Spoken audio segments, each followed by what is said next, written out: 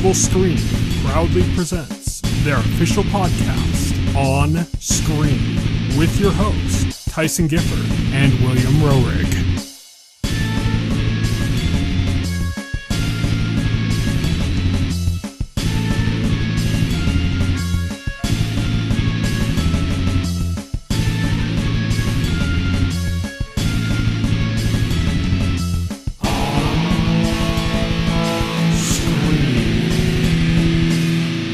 Hello, everybody, and welcome to On Screen, the official podcast of the Total Screen. My name is Tyson. My name is Will. And today, as usual, we're going to be discussing our two catalog shows, She-Hulk Attorney at Law and House of the Dragon, both episode 3 of both of those series. Those are regular full spoiler shows, so we're going to be talking about those. We also are going to be covering a little bit of news, not too terribly much, and then some stuff coming up on the horizon. So let's kick things off with On Beat.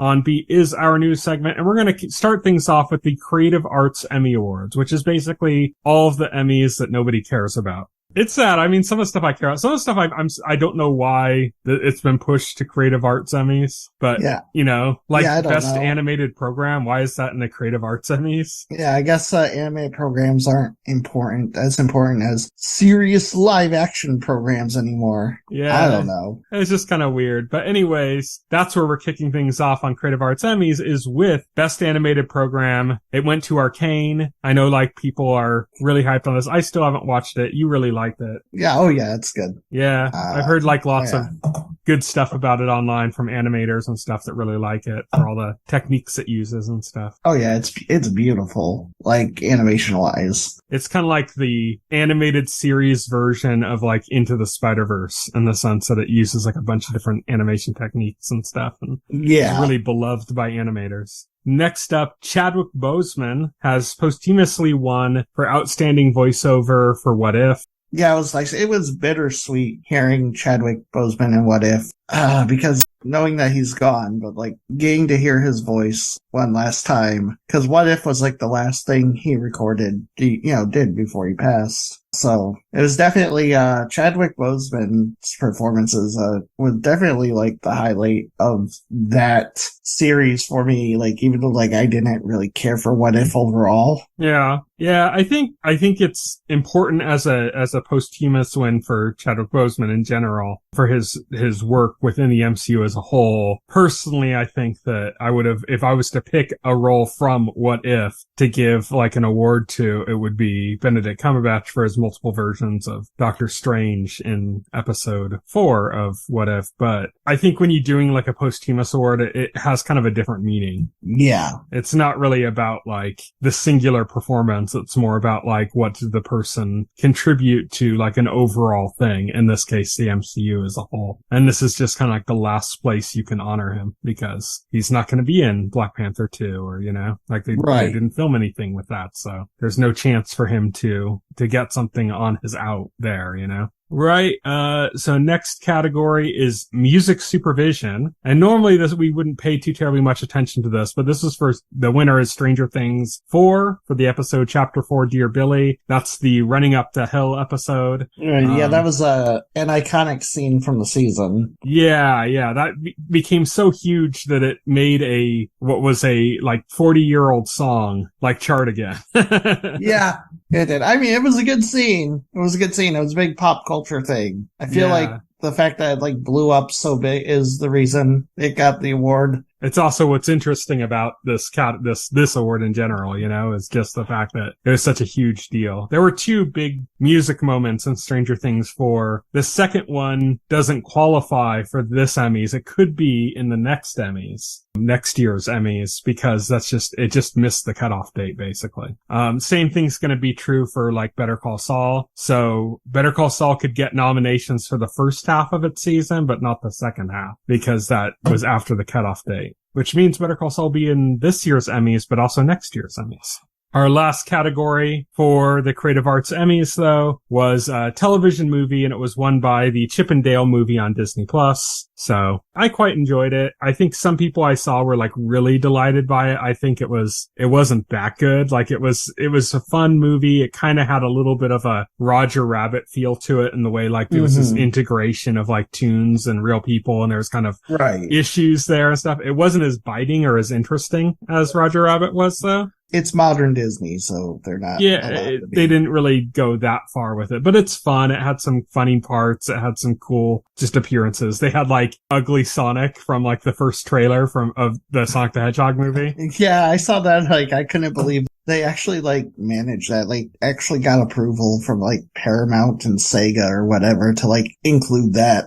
Yeah, and that's pretty funny. There's stuff like that in it that's pretty good, and there's some stuff in it that's kind of like, yeah. It was pretty good, so it's kind of cool. It's just a cool nostalgia trip, really, for the most part. Our next piece of news, getting away from the Emmys now, is Cyberpunk 2077. They announced the first of the DLCs for the series, Phantom Liberty, which we don't know too terribly much about. We just saw kind of like a little bit of a teaser for it and some brief information basically saying it's going to take place in a region that was kind of underexplored within Night City in the first game. It's going to open up a bunch of stuff there, and there's going to be new weapons and new characters and all that kind of stuff. In addition to that, they released a patch on the spot. I believe this was yesterday when this happened, from when we're recording, that's currently available. That is mostly, it's a few patches and updates and fixes and things, a few like little new details and stuff that you can, you have more control over, like clothing, for example. Before your clothing was tied to your stats, and now you can, regardless of what stats you set, you can like set what your external appearance is separate from that. So that's like a new addition. And then besides that, they just added like a bunch of items and stuff from the upcoming Edge Runners anime that we talked about last week, I believe, because they had a new trailer for it. So that is Cyberpunk 2077. I'm excited for all this stuff. I haven't touched it since they did like another big update like several months ago, and I haven't touched it since then. Like I didn't touch it at that point. I think I'm going to dive back in once the first DLC is out. I'll wait for then, and then I'll like explore everything that's come before that and that, Yeah, that seems like a good idea. I don't want to jump in every time there's like, oh, there's a new gun or something. It's like, that's not where jumping back into a game for. Right, yeah, exactly. If you already finished the game, it's like, jumping in for like, oh, new gun or new piece of gear. It's like, who cares? But for a full-blown expansion, for sure. Yeah, definitely. And then I can get all the stuff that I missed from those previous updates, and then also get that expansion as well. Our next piece of news, we mentioned last week that there was a certain somebody in the running for the Kevin Feige job at DC. It's just, I guess that job is just called Feige now. That's that's DC's Feige. It's the Feige. Yeah. It's like, Are you a producer, a director, a writer? I'm a Feige. I'm a Feige. Yeah. Well, Dan Lin was the top runner we mentioned last week, and he was pretty much all but had the job, basically. Like, it was just kind of ironing out some details, and they were going to work it out. There were a few things that he still had some contractual obligations with his production company to like other streamers and things like that. So they were trying to work out those details, but apparently he's unwilling to step away from his production company and therefore is now out of the running, and he will not be running DC for Warner. So, yeah, Warner still doesn't know what to do with DC. They still don't have somebody in charge. DC continues to be cursed. Oh, well. Yeah. If anybody deserves to be straddled with the cursed DC, it's David Zaslav, so. Yeah, exactly. Next up, Rings of Power. They released some numbers for it. Very limited numbers that don't tell us too terribly much. Yeah, it's not too much because like, Amazon chose to announce worldwide numbers, which is obviously like the biggest number that they can announce at the time, which is fine because it's still a pretty impressive number. Yeah. This is the first time that Amazon's even announced what their top show was, because we knew, like, for example, The Boys did really well, but they never said if that was their highest rated or, what. Right. Like, so this is the first time they've even mentioned that they've something has broken their record. But also I feel like they mentioned this not only because they had a really good number they could announce, but also because there was so much pressure on this. They were putting like all their eggs okay, this needs to succeed for us. Yeah. Right. That pressure did not really exist for The Boys or like most of the art shows they put out there. Because they didn't spend like they spent on Rings of Powers with The Boys. Right. Yeah, exactly. I mean, just a reminder, the rights alone were $250 million. And they didn't even get that much of the rights. They only got like basically the appendages, you know? So like they don't even get like, they can't use any characters from The Lord of the Rings, from The Hobbit, or like they can't even really touch that much from the Silmarillion. It's only like the appendices or whatever. Right, yeah. So it's very limited rights and it cost them $250 million. So kind of an absurd price point.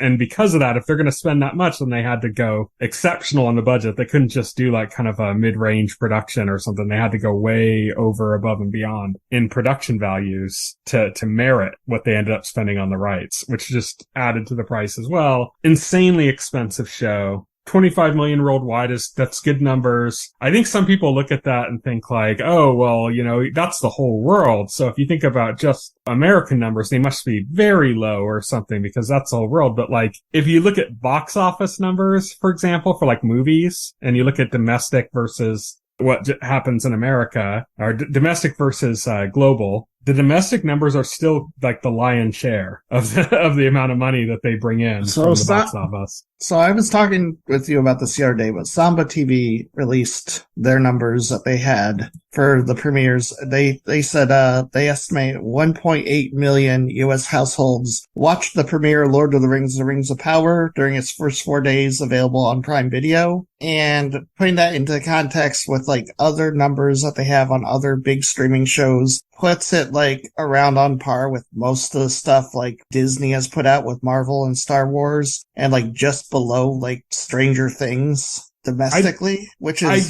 fine. I don't think those numbers are too terribly accurate. That's like, It's kind of like Nielsen numbers. It's kind of like they'll do in a pinch, but they're not really true representations. They're estimates. To me, like that doesn't clock with the way, like just if you, like I said, if you look at box office gross for like a movie or something, the domestic will be like at least like a third of the total numbers will be from domestic, and the rest is all other markets combined. So to say like they did 25 million worldwide in just the first day, and then that was only 1 million or 2 million in America or something. Well, that's for a bit off to 4 hours. The 1.8 million is just for the first 4 hours. Oh, I thought it said first 4 days. Oh, no, never mind. Yeah, you're right. No, first 4 days. Yeah, I'm wrong. So it's like, I can't imagine. Yeah. If Amazon's numbers are true, I can't imagine that those numbers are accurate. Like, just because of the way, you know, I mean, you'd think if you just went in with no knowledge of the way like box office numbers usually look, you might think that. But if you know anything about domestic versus global box office numbers, that just seems like way too much of a difference. At least to me. But who knows? Amazon is also very worldwide. They're pretty much everywhere, which means it kind of doesn't even matter. Like, even if it doesn't do as well in America or something as House of the Dragon did or something else still does. Good numbers. Amazon still has. That's all that still matters. Amazon still has the rights to those numbers everywhere, you know? So it still has that. It's an international production from the get-go. Whereas like HBO stuff is mostly American market. So yeah, I mean, we're never going to know like full real numbers, but we never do really anyways. We always went by like Nielsen numbers, and those weren't real either, you know? Yeah, that's a slice of the market, and then they extrapolate from there. You know, they take that sample that they have, and it's basically a poll. Yeah, it's basically a poll. There is like some scientific, you know, like data behind it, but again, like you're basically like guessing. It's like saying, okay, well, it's an educated guess, yeah. All these people that we have data for watch it, so that means that we can extrapolate that this many people watch this show. Yeah, and that's so the only places that have the real numbers are the people that put out the content themselves, and that is the case with streamers. It isn't necessarily the case with cable channels and stuff. They didn't have access to those numbers. The cable companies did individually for the areas, but the actual channels and stuff didn't really have real numbers. That's why Nielsen existed, so that they could get those numbers or get something close to those numbers, apparently. Yeah, so that's Rings of Power numbers, whatever they're worth. Although I'd counterpoint that even if Nielsen numbers weren't entirely accurate or real, that is what networks used to base on whether or not shows would live or die. So, yeah, so they were important. Yeah, they definitely were important, but I mean, it was also they just didn't have any other options, you know? Right. So our next story, Rutherford Falls has been canceled, unfortunately. This is one of the Mike Schur shows. It's on Peacock. It's one of the shows worth watching on Peacock. It's interesting because we had this weird boom in the last couple of years where we had like a bunch of like Native American. Did that air on terrestrial NBC or was that just Peacock exclusive? Just Peacock exclusive. Yeah, I feel like that should have been on the network. Yeah, I think so, but it's starting to shift. When they've been announcing new shows for the networks and stuff, like there really aren't that many. Like they used to be, they would announce like at least 10 to 15 new shows. It's just that like unlike other streaming services, Peacock just doesn't seem to be there. It just doesn't seem to like have a presence to me. Yeah, but that's also part of the reason why they need to put shows that can get attention onto that network. You know, good shows with good press. Very bad job of doing that. But anyway, I actually think that Peacock has a good number of like good comedies on that channel. Mm-hmm. It's just that I don't think NBC has done too terribly of a good job, or Universal has done too terribly of a good job promoting it, or like getting across that stuff is good and that it is there. And it's also it's comedies which just they're not gonna be big hits in the same way that like a Game of Thrones or Lord of the Rings is gonna have like this huge attention up on it. You're not gonna get that for like a new comedy or something. It's just not gonna do that unless it's like Seinfeld's back, you know? Right, yeah. I think Peacock is worth getting for the comedy stuff. At least use a free trial and check out what's there, and you could probably watch a lot of it in that time. But it's just it's sad that Rutherford Falls was canceled. And it's just kind of interesting that we got in the last couple of years, we've gotten a lot of content with Native American cast and crew involved in it. Because besides Rutherford Falls, we also have Reservation Dogs, and just recently there was a guy, I can't remember the name of it. There's another one that's kind of like this set in, I think in the 70s or 80s or something. That's like a detective story kind of thing set on a reservation. It was on AMC. I can't remember the name of the show right now, but they've been like making this push, both native cast and crews being involved in production, which is kind of cool. And Rutherford Falls was one of the first ones, so it's sad to see it go already. Yeah, it is sad to see it. It's sad to see a Mike Schur project. Our next news story, and this is more just celebration than anything else. Celebrate? I don't know. I'm not really celebrating. It's positive, but it doesn't fix all the issues with the game. But it does fix. Well, we need to mention the game, which is Mario Kart Tour, which is the mobile Mario Kart game, is going to be removing the gotcha mechanic.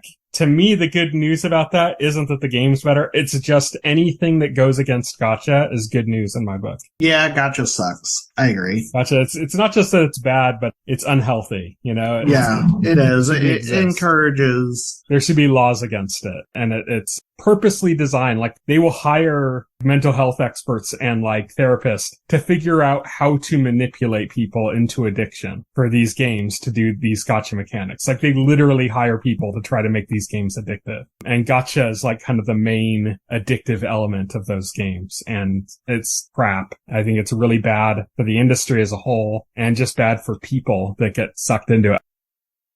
I know a lot of people say, like, I don't see what the problem is. Like, I don't spend money. If some people do, then that's their thing. It's like, no, it's preying on those people. So I'm just happy to see gotcha taken out of anything. Anytime there's like a knife in gotcha's back, I'm happy. And then lastly, for our news segment, we have 2 trailers we're going to discuss. First up, Wendell and Wild. Yeah, that looks interesting. Visually interesting. It's Key and Peele are producing it. It's being directed by the director of Coraline and Nightmare Before Christmas. It definitely has. I don't know if Keegan Peele is involved in it outside of voicing. Oh, okay. I thought they were like also producing, but maybe I'm wrong. I don't know. Yeah, like I mean, Key isn't involved. Peele is involved as a producer, I think. Yeah, that makes sense. Yeah, it looks good. It looks interesting. It's definitely got that out there, like kind of Tim Burton-esque style to it. Yeah, I mean, this is the guy that's directing this is the guy that directed Nightmare Before Christmas and Coraline and everything like that. We know of Nightmare Before Christmas as like Tim Burton's Nightmare Before Christmas, but he didn't direct it. He produced it, designed characters, did all that kind of stuff. It was heavily involved in the story. It was heavily involved in the project, but he didn't direct it. Right, and yeah. So the director of Nightmare Before Christmas is the one doing this, Wendell and Wild. He basically did all those stop motion films from that era. So James and the Giant Peach, Coraline, Nightmare Before Christmas, The Corpse Bride, like all of those basically are attributed to this one guy. So it's cool to see non-CG animation like come back in some way, you know? It's cool to see like just kind of different stuff like that. And it's just Key and Peele are cool, and then also this director is cool. So I'm happy for it for all of those reasons. Oh yeah, definitely. And our next trailer was for Ike Boys, which takes place in your old stomping ground of Oklahoma. Well, I was in Tulsa, but I don't know. Like, I don't know if this takes place in Tulsa, but close enough, I suppose. Yeah. But it's about some boys in Oklahoma in, what is it, in the 80s or the 90s? Something like that. It looked like the 80s to me. Yeah, but maybe like later, they weren't later specific. 80s. Yeah, maybe like later 80s and like Stranger Things though, or something like that. But it's heavily involved with like anime, like Sentai themes, which is Power Rangers type stuff, basically. Ultraman, that kind of stuff, kaiju. And it's going to involve that. It looks like it's kind of like a low budget kind of art house film. And so they're handling a lot of like the kind of like bigger themes of like these huge kaiju and these big set piece kind of things that are going to be in it are being handled more in like animation and stuff and like a stylized way to get around that, which is the right move if you don't have the budget instead of just if you don't have the budget to do it right. Yeah. Exactly. Instead of trying to achieve it and failing, it's better to kind of go more stylistic and play with it a little bit. And so that it looks kind of cool. It just looks like kind of a love letter to that kind of stuff. Billy Zane in it. Yeah. Who apparently still exists as a human. Yeah. I had no idea. Yeah. Billy Zane still around. But anyways, it looks kind of interesting. It'll be worth checking out. I don't know if it'll be in any of the theaters near me or what streaming services it'll eventually hit, but it's worth looking into, I guess. And that's it for our On Beat segment. And now we're moving on to On the Horizon.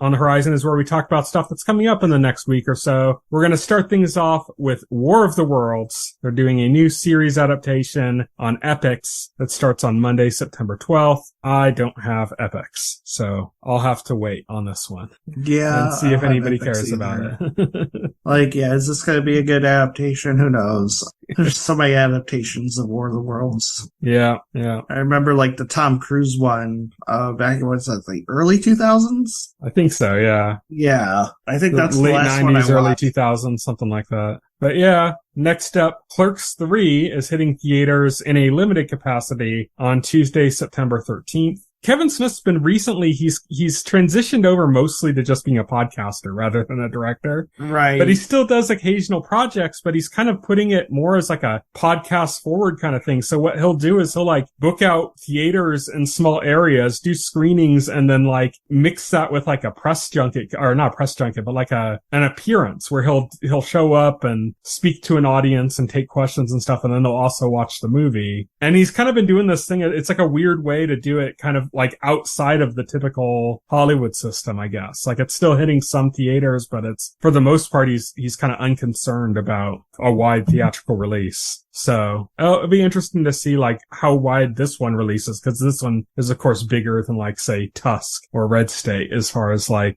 potential audience goes. Right. Yeah. It's Clerks 3. Yeah. Next up, we have Atlanta returning for its final season on Thursday, September 15th. I think its final season, I think this is part 2 of its final season. Oh, okay. Yeah. But anyways, that's back September 15th on FX. Then we have Bastard, heavy metal dark fantasy, the anime series. You said that incorrectly. There's 2 exclamation points, so it's Bastard! Bastard! Heavy metal dark fantasy. Then you say the next part just like really like monotone. Yeah. Bastard! Heavy metal dark fantasy. Yes, that's exactly how it's pronounced. It's returning for season 2 on Netflix on Thursday, September 15th. So check that out. Metal Hellsinger is coming out for PS5, Xbox Series X, and PC on Thursday, September 15th. I mentioned this. I have really no interest in the game itself, except that it's basically the whole gimmick of this game is that there's a bunch of tracks by metal artists, and I guess like it's kind of like a rhythm meets FPS game. Oh, yeah. I think I remember you telling me about this. And the one thing here is one of my favorite vocalists, Tatiana Schmilek from Ginger, is in this game. So that's the only thing of interest to me on that. And then lastly, I'm really excited about the return of Los Spookies, which is returning on Friday, September 16th. It's my favorite Spanish language show. It's on HBO. It's basically about, if you haven't seen it, the first season of it, it's a Saturday Night Live cast member that like runs the show and stars in it. It's also got, Fred Armisen is in it in a kind of smaller role and stuff. But it's basically about a group of friends that do like special effects and then get hired to do special effects, not for movies, but like for, like a priest is trying to trick people into thinking he's doing real exorcisms. So he hires them to scam it. But then like actual supernatural stuff starts happening too, and it's just like a really weird comedy, right? Like really oddball, off the wall comedy. I highly recommend people check it out just because it's a really interesting show. But that's coming on Friday, September 16th on HBO. Los Spookies. And that brings us to our final segment, full spoilers.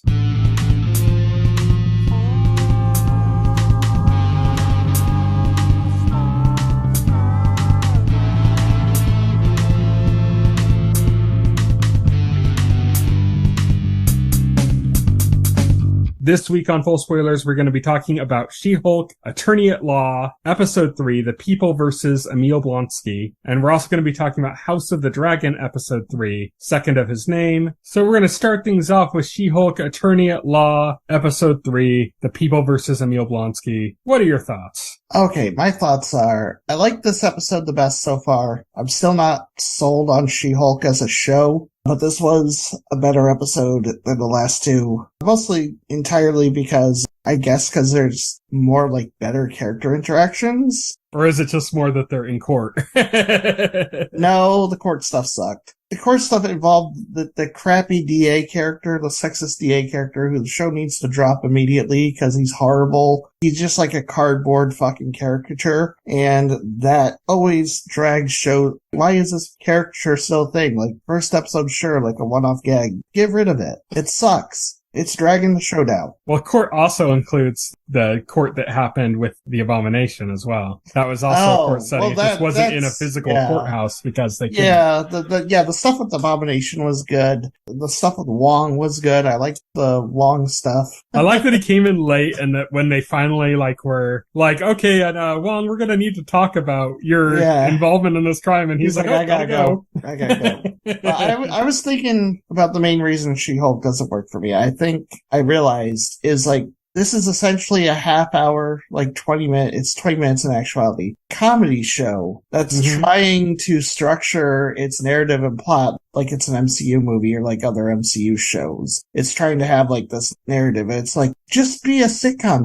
Just do a plot that exists only for that episode that has a beginning, middle, and end, has jokes, is satisfying on itself. You can still do character threads. You can still do character arcs. I watched She-Hulk. I think that's mostly what it is, though. Like, there's only kind of hints around the corners of bigger plot detail. The plots in these episodes so far are so thrift, like barely anything. It feels like barely anything happens. No, it's not. I go from watching this to watching What We Do in the Shadows in the same week, and What We Do in the Shadows provides a much more fulfilling half-hour comedy. That's an exception, though. Like, you're talking about an exception. Yes, it is. Yes, it is. Are you going to say like an episode of Friends has more shit happen in it than this? Are you going to say an episode I don't watch Friends. Yeah, but I mean that's what it is. Friends. You're talking about something like What We Do in the Shadows is not a normal sitcom. Like, that's far from normal sitcom. It's got stuff going in. I don't know. It's a comedy, but it's like, it's far from a sitcom. Like it is a sitcom. It's got like, yeah, but it's far from the normal sitcom. It doesn't, normal sitcoms aren't developed in the way What We Do in the Shadows is. Okay. I'm just saying, it's like, if that's your basis, that would be like saying, I am comparing this to something that's good and entertaining. Yeah, that is my basis. No, it would be like saying, why isn't this show as epic as Avengers Endgame or something? Or why isn't this random movie as big and epic as Avengers Endgame? Because Avengers Endgame is exceptional. I don't think I'm being unfair. I don't think I'm being unfair. I don't know. I think you don't watch that many sitcoms, is what I'll say. I think you don't watch that many. I think the ones you watch are like What We Do in the Shadows. Why is this as good as Seinfeld? There. I'm trying. Honestly, Seinfeld is good because of what it was in the past. Watch an episode now and it's funny, but it's not as big of a deal as it was at the time. So, I don't know. Like, I think this is actually a really funny show. I think it's a really fun show. I think the character is super likable and I'm enjoying everything that's going on. My only real concern is that they're going to push it into like a big epic like final episode where it's a big battle and shit, and I don't want that to happen. I feel like they're going in that direction, and I think there's going to be some element of that at the very least. I'm just hoping it doesn't dominate it. I don't think it's necessary for it. I just want it to stay as a comedy. And I agree with you about, you're talking about how it's leaning towards trying to be structured like a Marvel movie or something. I think really, to be honest, like that's like maybe a 5-minute scene or less in the episode. There's a scene basically where she's attacked, and that's like the only thing that's doing that. That's kind of in this episode that's kind of making it as if it's going to lean towards, and that's less about it being structured like a Marvel action movie and more like it's threatening to be structured like a Marvel action movie. You know what I mean? Yeah. I think it's more like concern of where it could go wrong rather than actually having gone wrong to me. That's what it feels like to me, at least right now. I don't know. It's just, show's just not doing it for me. That's fair. If you're not going to like it, you're not going to like it. That's all there is to it. I've been enjoying it. I think it's one of the better MCU shows for me. I think WandaVision's clearly the best. I really liked Loki a lot. I really like Loki is probably as far as I'm concerned, Loki is the best right now. For me, it's WandaVision, then probably Loki. Probably close second. And then like Falcon and the Winter Soldier is probably third for me. I like this more than Falcon and the Winter Soldier. I thought Falcon and the Winter Soldier just was too slow. It got really boring very quickly. Yeah, I mean, it does have the slow parts to it, but I'd probably say it would be. That's why it's not number one. WandaVision, then Loki, then Moon Knight, and then this would be for me. Oh, okay. All right. But I like this a lot more than Ms. Marvel, which I still liked, but I really just wish it wasn't a Marvel show. Like, I think I would have liked it more if it was just the family. It had nothing to do with Marvel at all, or just happened to be in the Marvel universe, but wasn't doing anything crazy, And I didn't like Hawkeye, I think Hawkeye kind of flopped. Right. Yeah, it did feel, I mean, I liked Hawkeye well enough. I liked the humor in that and stuff. I liked the sort of like brisk pace of the show, but yeah, something about Hawkeye, it just fell flat, like more than I would have liked. I don't know. Yeah, again, it's like a Ms. Marvel situation where it's like there's good elements there, and then somehow it just didn't work. Yeah.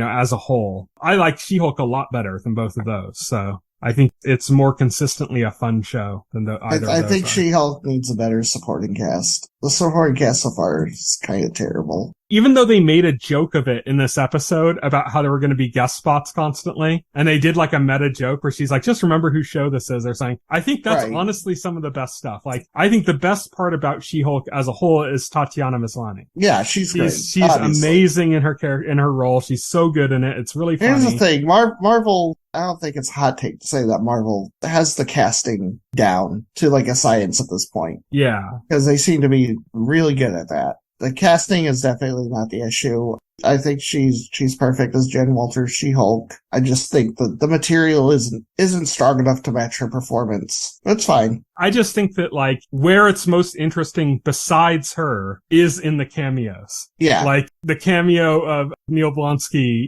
is funny. The cameo of the Hulk was great in the first episode. Yeah. And the cameo for Wong in this episode is hilarious. It's a great way to use Wong. Like it's just like a really fun way to use his character. I think that's great. So even though they made a joke about this show not being about cameos, even though it's had a bunch of them, that's kind of almost more what I want. Like I want this to be like Harvey Birdman Attorney at Law for the MCU. Oh, I wish this was Harvey Birdman Attorney at Law. It's not even close to that level. But it would just be fun if every episode it would be great. right. If every episode you just had another trial and you'd have some big cameo of a character like in some absurd legal situation because of, of course there's going to be legal situations. Yeah, that'd be a fantastic show. If they did that, I'd probably be praising the show a lot more. The show so far is not that. I think I wish it was. It hints towards that, but it's like they're trying to hang on to like a bigger Marvel story. But I think so far, most of it has actually been that. The first episode was about her relationship with Hulk. The second episode and a lot of this episode was about Neil Blonski and just kind of like parodying him in a way. And then also in this episode, we got Wong and how funny all that stuff was with him. So I think if it keeps doing that and if it doesn't lean too heavily into like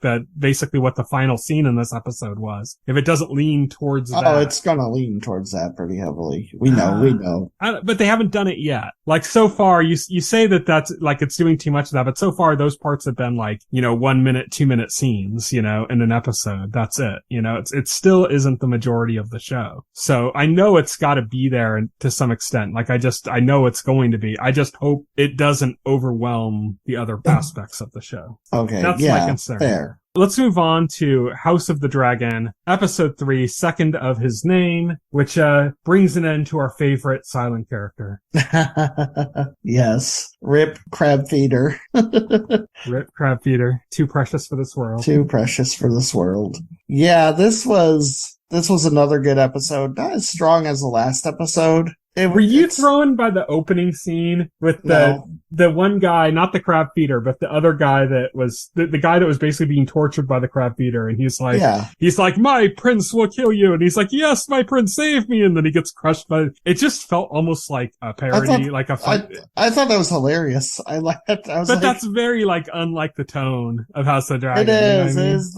It is some levity, I guess, but. I'm not saying the scene was really bad or anything. I'm just saying, it threw me. This is weird. This is kind of out of place. It does fit kind of the tone of it because it's like a war and Prince Daemon probably never gave a shit about that guy in the first place. So it's like. Yeah. It's just the way they did it. They did it in such a funny way that's not like the Game of Thrones way of doing things, kind of. Yeah, you're right. It did come across as more of like something you would see in like The Boys or something. Yeah, exactly. I was gonna say, or like if something was Marvel-like in the show, it was that. Right. Is like mixing levity with the action, which isn't really what they do in Game of Thrones. They don't do it in like the rest of the episode either. So like. Yeah. But it's just that scene threw me so much. I'm like, what the hell's going on? And then I was starting to get a little nervous about it. I was like, I don't know. I don't like this that much. I like it individually. Oh no, but not the next episode goes full like Rick and Morty humor. So I'm just going to prepare you for that. Pickle Damon. Yeah. But this episode, this is a time jump. We jump 3 years into the future from last episode. The King Viserys has now been married to Alicent for several years now, and they have a son together. He's 1 year old, so. Yeah. Prince Aegon II, I believe. Yeah, he's about 1 year old now. And she's very far along with another child. Yes, she's already pregnant with another child. And so now no, Aegon's 2 with us, because they're celebrating his second birthday. Is it his second? Okay. Yeah. They're celebrating his second birthday, or they call it name day in Westeros. Whatever. And obviously it's this opulent, lavish affair. There's this whole festival thing. There's gotta be they're doing a hunt. Yeah. I think this episode is pure vanity project for George R.R. Martin. This episode, because George R.R. Martin has said that his least favorite part of the entire original Game of Thrones series was the hunt in the first season with Robert Baratheon, and how it was kind of done as this, he was just out with a few people or something. It's entirely and how that's not the way a hunt is. A hunt is this huge thing, there's erecting tents and having the thing, and the king isn't actually really doing any real hunting. They're just bringing something for him to kill. And so this is kind of a vindication of everything that George R. R. Martin complained about in the first season of Game of Thrones. And it's kind of all in this episode. So it's almost they just kind of George R. R. Martin complained so much that he said, fine, we'll do a fucking new hunt, okay? Although it's funny because it kind of works for Robert Baratheon, because Robert Baratheon always struck me as the type of character who would insist on doing his own kill, doing his own hunting, just having been a warrior before he became king. But yeah. Yeah, I mean, that kind of fits, but they would still have all that pomp and stuff, all that, you know. They would have all the pomp and circumstance would be there, yeah. But I think it goes back to Game of Thrones, the original season, not having the kind of budgets that later Game of Thrones and this had to do stuff. Like, even like if you compare the jousting tournament in season 1 for Robert Baratheon and like the jousting tournament in this series, that's a huge difference. Yeah, it's a huge difference. That's definitely true. And I know they talked about a lot in the first season of Game of Thrones. One of the best things about the show was actually because of the budget. It was because they were limited on their budget that they focused more on like these conversations. Like they would take 2 characters and put them together and have this like really kind of deep conversation. Like one of the best scenes that wasn't in the book was the conversation between King Baratheon and Cersei Lannister, where they were kind of like reflecting on, you know, if there were actually good times between them and the fact that he never loved her because he liked Ned's sister and stuff. That whole scene was like a really powerful scene, and it wasn't in the books. And one of the reasons why Game of Thrones in its first season especially had so many like powerful conversation scenes like that was specifically because of the budget, as they were trying to conserve it. They also famously cut out the entire battle because they had Tyrion get knocked out in the first season. Yeah, I remember that. So they had this huge battle prepped, and then like it happened all off screen because of that. And then so yeah, they did do a lot of that stuff for the sake of budget, but I know that George R. R. Martin has been complaining about that hunt scene since it aired. He's just been whining nonstop about that hunt scene. So like it really almost feels like this episode was HBO going, like, fine. We're gonna do it proper now. It's like, fine, just shut up. We'll do one, okay? We'll do a proper hunt episode, okay? Now you can cool off. And the whole thing is there's supposedly like a white stag out there, which is a good omen for one appearing on Prince Aegon II's like name day. The key internal conflict in this episode is the king dealing with succession in the sense that he doesn't want to go back on having given his promise of succession to his daughter. Rhaenyra. But when he did that, he never thought he'd have a son. Viserys gives into the idea of symbols and visions and stuff. He goes over the dream he had again, where, you know, like the dream he had where he had a son who would be crowned and all this. And you can see he's really conflicted over it because he has the son now and he's thinking, oh, that vision, that has to come true now, right? And then when he hears about the white stag, that like furthers that for him because it's like it's another omen. And so it's got him really questioning it. So when they present the stag to him and it's just like a regular brown stag, he kind of like gets this relief because he's kind of like, oh, okay, well, the omen isn't real. I could stick with my current decision, you know? And that was like his big concern, is that if he was going to have to go back on his word or something. And that's what he was struggling with. Turns out the white stag or the white hart was real. Yeah, it was real. It was there. And, you know, his daughter ends up being the one who sees it and stops Rhaenyra. and stops her knight from killing it. And it just kind of walks away. She ends up peacefully. killing a boar that attacks her. Yeah. Yeah. Which is basically just release for her frustrations. There's a whole thing, the question around succession. Otto Hightower is heavily pushing for Aegon to be named the new heir. And well, we kind of see the root of that now. Yeah. Because we see that he's actually being pressured by his brother, Lord Hobart Hightower, who is the head of the household. Oh, that's right. Yeah.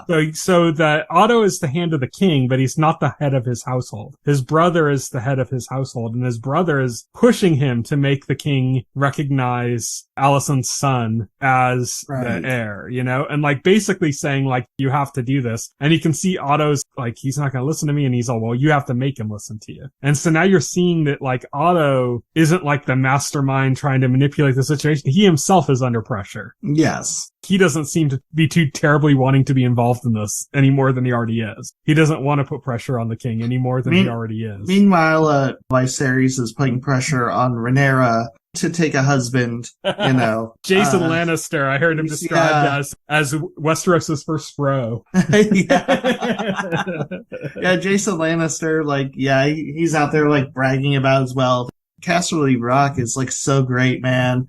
I should make a dragon's nest there. And she's like, why would you need a dragon's nest? You'll have no dragons. And he's like, wink, wink, wink, come on. So that pisses off the princess. Most of this episode, she's off. She just ran off, and then she was followed by her knight. Yeah, she was because she doesn't want to be married off to like whatever lord, you know. She doesn't want to be like forced into some bullshit arranged marriage. Yeah, you know, even though like Viserys is like trying to convince her that it's her duty.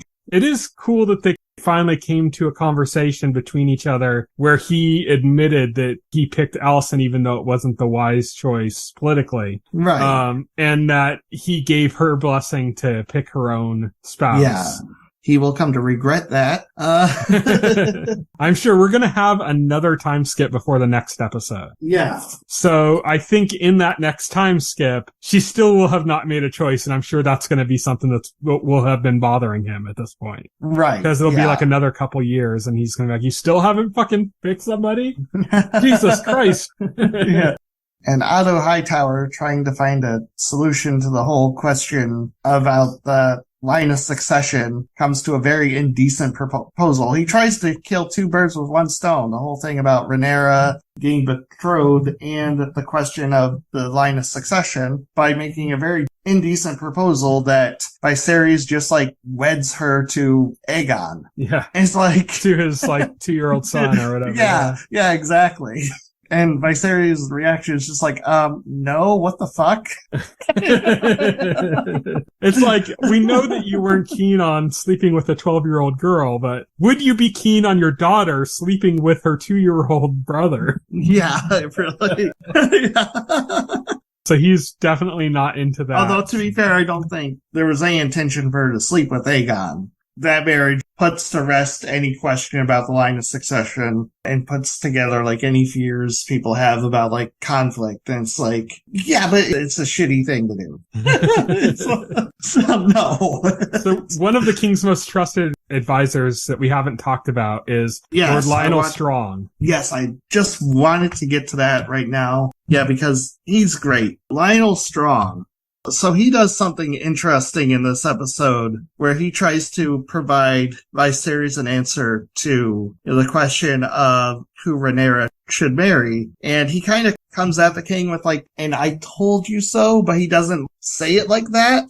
Instead, he comes with the king as like, well, you know, I suggested that you marry at the end of Valerian, and obviously you didn't take that advice, and look what happened. It's like, but that's still good advice, you know? So why don't you just have Rhaenyra marry Laenor Valerian? You know, like Lyanna's twin brother. Join the two houses. They share blood. It's the second most powerful house in Westeros. He's like, this is still good advice. Just do it. Yeah, they have Targaryen blood. Yeah. He's a dragon rider. Yeah, he's a dragon. Yeah. So, yeah. He's got like the real sane position. I mean, he's suggesting, you know, that the king married the 12-year-old girl before, but like, it was always like out of what was a politically savvy move, you know, the right move to make politically more than anything else. So it's kind of interesting that, you know, the king, when he came to the king and said, do you want to hear my opinion? The king's like, let me guess. You think that, she should marry your son or something? And he's like, no. He's like, I'm not interested in like gaining power by having you marry your daughter into my family or something. He's like, that's not what I'm concerned about. I'm concerned about the realm and making the right political choice. And this is it. It's not my son. It's still going to be one of the Valerians. Yeah. Should we go over to the last part of the episode, the big battle? What's been going on with Daemon? Yeah, we should move on to Daemon. So what's been going on with Daemon and stuff is, Daemon and Corlys have been fighting in the Stepstones now for 3 years, fighting this war against the Crab Feeder by themselves with no help from the crown, and it's been going badly. They're being beaten. It's getting to the point where the men are starting to question Daemon's leadership, and it's starting to cause like a brewing resentment. The Crab Feeder and his men have been able to evade the dragons, like through the cave systems. They're basically doing like guerrilla warfare. Yeah. And so they have by being a smaller force, they kind of have an advantage. Right. Yeah, they're being badly beaten. There's some infighting with like Corlys's men, like his brother and stuff, who are kind of like questioning why they even have Daemon around. they say like Daemon isn't like a team player and hasn't been very helpful. Yeah, they said he doesn't have King Landing support. Why should he have ours? Right. So this is coming to a head. It's a big frustration. Meanwhile, and it's just a quick aside, the king has been convinced by his new queen to support his brother, to just kind of do the right thing and get this over with, get this war over with. Yeah, Alicent convinces Viserys to send support to his brother and end this war, end this fighting, put the full power of the crown behind it. And he does that. Or he commits to doing that, and he sends a letter to Daemon stating his intentions to send support. Of course, this pisses Daemon off. And purely out of spite, he immediately goes on a suicide mission to end the fighting, end the war, before his brother's reinforcements can even arrive. Yeah. It's basically what they'd been talking about, is the only way they would be able to flesh out the stepstones was that somebody had to act as bait. And they had suggested Daemon, but then nobody really believed in him for it. And so there's all this struggle, and like, would he even take that thing? Well, this is the push that makes him take it. And I could see some people maybe not being happy with this ending just because, Game of Thrones has always been more of like a grounded series. Even though there's like dragons and stuff, it's always been more kind of realistic about, you wouldn't just have some character go out and by himself butcher through like 1,000 people, Like that kind of thing is not like what you'd normally see in Game of Thrones, but this is kind of what we get in House of the Dragon. Daemon kind of just goes on a badass spree. Yeah, he becomes John Wick all of a sudden, right? Yeah. Damon Wick, yeah. Yeah, Damon Wick. He goes out there pretending to surrender, and then when Crabfeeder's guard is down, and they think they got him, he goes on the attack. Now, the thing that's interesting here is, for Daemon, this is a suicide mission. There's no way he's coming out of this alive, and the only reason he survives is because reinforcements arrive, the dragon riders and stuff arrive before Daemon can be killed. That's not the king's reinforcements. It's Valerian. Yeah, that's Leonor Valerian is the one who arrives on the dragon. Who arrives on a dragon. So yeah, he's the one that they wanted to promise the princess to, like that we just talked about earlier. Yeah, he arrives, he saves Daemon at the last moment. And Daemon manages to kill the crab feeder, you know. How do you feel about that happening off screen? Yeah, I guess it sucks. Yeah, not entirely happy with like major stuff like that happening off screen, but again, it's more about Daemon and building his character going forward than it is about that specific moment, or even the crab feeder himself. So I'm kind of fine with it happening off screen, just because I think the focus was on the actual like war between that was going on when Daemon ran off into the cave. And I think if they had moved away from that, it kind of would have been a different kind of disservice. Yeah. So I'm kind of fine with it. It's just kind of a little bit weird. And he comes dragging back like a body that looks too small, and then you realize, oh, it's just the torso. He's literally bisected the crab feeder and is dragging his torso back with him to show his victory. Yeah, crab feeder, R.I.P. He was the sweetest of men. He was. He's the kindest, gentlest man in Westeros. Let's talk about injuries, because one thing that they showed, and this was a big CG error too, where they left some unfinished CG in the episode that I didn't really even notice, but until it was pointed out by other people, but the king is fucking falling apart. The king is falling apart. We already seen him, I think it was in the first episode, he had like some wound that wasn't closing, and then he like nicked himself on the throne in the second episode. Yeah. And here we see he's missing fingers now on one of his hands. Yeah. Well, they established this. Yeah. It's his pinky finger was literally rotting in the second episode, and they were putting maggots on it. And now it's 3 years later, and that finger's gone, and he's lost another finger. That chair is like literally killing him. Yeah. It's some people are looking at it as it's almost like the chair is sentient and it's judging him incompetent to sit the throne. Right. I don't think that things are that like that in the Game of Thrones world. Like they're not that far in that direction. Like prophecy's a bit more subtle. I don't think the chair itself is magic. I'm just going to go out on a limb. Gods are acting through it. Yeah. I don't think that's a thing. I just think maybe Viserys is not as careful as he should be sitting in that thing. Yeah. Yeah. And that plays into his character too. It plays into the thematic element of his character not being well suited as a king. Right. Yeah, exactly. Yeah, man. He's just fucking falling apart, though. Yeah. In the first episode, when they showed that unopened wound and the pus coming out of it, I'm like, oh shit, is he gonna get like grayscale? But like the fact that it's been like 2 years and nothing's happened with that tells me that's not grayscale. It's not gonna have grayscale. But they did hint at grayscale somewhere else too, because it looks like maybe the fucking, the crab feeder had grayscale. Yeah, no, crab feeder definitely had grayscale. That's pretty obviously looking at them, but again, that's kind of like, I don't think grayscale's gonna play like a major plot point. That just happens to be like part of Crab Feeder's character. It just kind of makes me wonder, because they're so worried about it in Game of Thrones, about how contagious it is, and then it's just being played off here as like a more of a minor thing. But we know that grayscale isn't just like a physical disfigurement, that it goes with like madness too, and that might play into why the Crab Feeder was the way he was. Why he just was like attacking the way he was, why he was fighting the way he was, where we kind of saw it maybe as him being like a tool being used by maybe the banks of Bravos, you know? Whereas like now it's like, well, maybe he was just fucking crazy. Yeah, maybe he's crazy. I don't think there's much else to that really behind that. I kind of hope they don't go into like a big grayscale storyline. It's one of the less interesting aspects of Game of Thrones. I don't think they're going into any grayscale storyline.